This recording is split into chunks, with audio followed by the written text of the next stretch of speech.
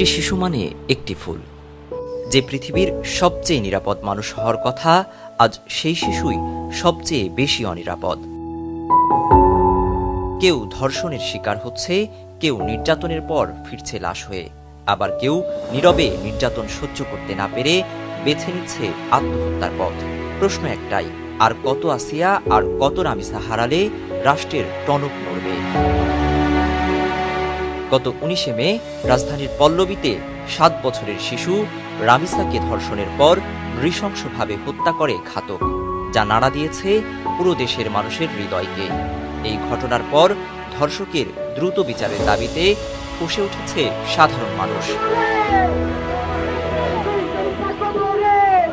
মানবাধিকার সংগঠন human rights support society HRSS এর তথ্য বলছে, 2025 সালের জানুয়ারি থেকে 2026 সালের এপ্রিল পর্যন্ত মাত্র 16 মাসে দেশে অন্তত 1890 জন শিশু ও কিশোরী নির্যাতনের শিকার হয়েছে। এর মধ্যে 483 জন শিশু নিহত, 580 জন ধর্ষণের শিকার, আর যৌন নিপীড়নের শিকার হয়েছে অন্তত 318 জন। কিন্তু মানবাধিকার কর্মীরা বলছেন, বাস্তব সংখ্যা আরও ভয়ঙ্কর, কারণ অসংখ্য ঘটনা লোকলজ্জা, ভয় আর সামাজিক চাপে আড়ালে থেকে যায়। শুধু মেয়ে শিশু নয়, ছেলে শিশুরাও বিকৃত লালসার শিকার হচ্ছে।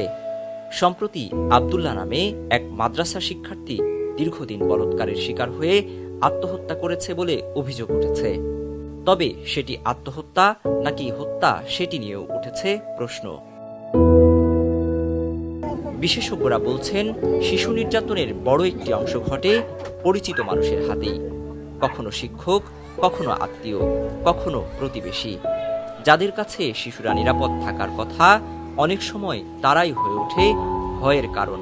এই বয়সের বাচ্চাদের তো কথা ছিল যে তারা হাসবে, খেলবে, রাস্তাঘাটে চলে যাবে, সেটা হওয়ার কথা ছিল, তাদের জীবনটা যাপন করার কথা ছিল। কিন্তু সেই বয়সে একটা বাচ্চা ধর্ষণের শিকার হয়েছে, এবং গতকালকে যে ধর্ষণটা ঘটেছে পাশের বাসার ফ্ল্যাটে হত্যা করা হয়েছে। এটা আমাদের সমাজকে দেখেন, আমাদের বিশেষ করে মেয়েদেরকে, মেয়ের মাকে এতটাই অনিরাপদতায় ফেলে দিয়েছে যে সে তার সন্তানকে যে পাশের বাসায় দিবে, পাশের ফ্ল্যাটে যাবে, সেটা পর্যন্ত ভরসা পাচ্ছে না। একটা বাচ্চা যে মা একটা নিজের বাড়ির ছাদে যেয়ে খেলবে, সেটা করতে পারছে না। প্রশ্ন উঠেছে বিচার নিয়েও।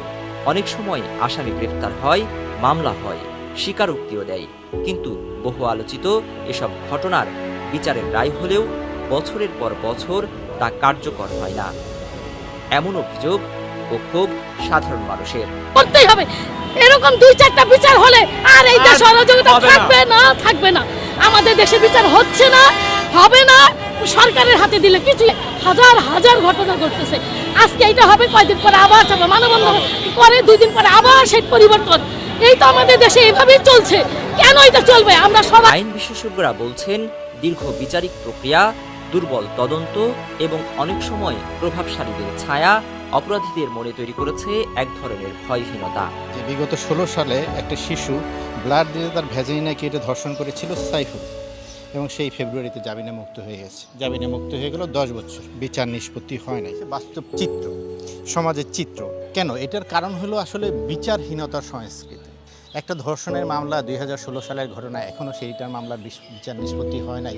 তো যারা অপরাধ করে তারা তো এই অপেক্ষাই থাকে যে জামিন হয়ে যাবে, তারপরে বের হয়ে যাবে। প্রয়োজন আইনের সংস্কার, কিন্তু আইনের সংস্কারটা করবে। আইন যদি সংশোধন না হয়, বিচার কাঠামো যদি সংশোধন না হয়, বিচারে যদি দুর্গসূত্রিতা থাকে, অপরাধ কোনোভাবেই নিয়ন্ত্রণ করা সম্ভব না।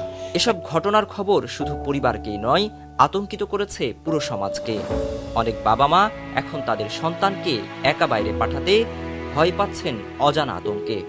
আমার ঘরে আমার সন্তানেরা আছে, আমি আমার সন্তানদেরকে নিয়ে চিন্তিত। দেশের এই বিচারহীনতার সংস্কৃতির ব্যাপারে আমি প্রচণ্ড রকম চিন্তিত। ভয়াবহ রকমের প্রভাব ফেলেছে শিশু মনে।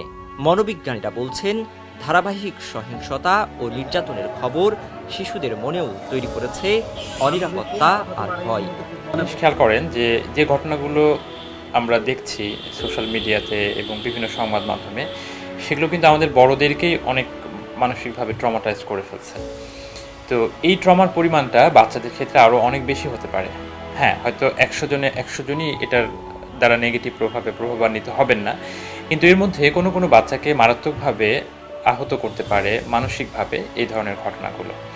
ইন জেনারেলি সকল বাচ্চাই কিন্তু কোনো না কোনোভাবে এই ঘটনাগুলোর মাধ্যমে মানসিকভাবে এফেক্টেড হওয়ার একটা ঝুঁকি কিন্তু থেকে যায়।